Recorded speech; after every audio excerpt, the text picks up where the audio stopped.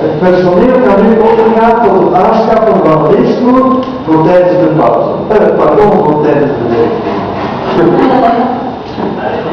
Het is niet waar, hè. Die gazetten verkopen is daar. Dus we gaan eerst moeten kiezen wat ze nog kunnen lezen. Nee, dat is helemaal niet vooruit. Ja, ze roepen 18 en die is er niet. En 19 is er ook niet. 20, dat is die Canadees. Oh, die mag je nog een kast om te betalen. Vrienden zijn waardeloos.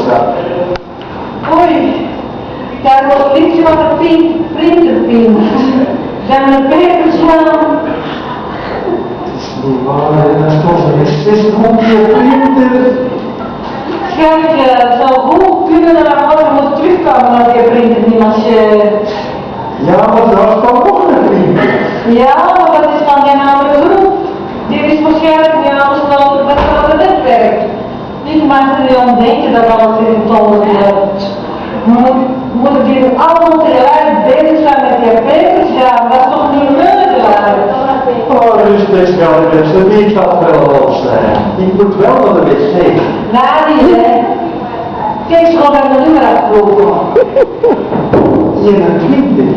Dat is dan iets beter. Die is aan de kassa te betalen. We zitten hier nou 4 uur en ik heb dorst.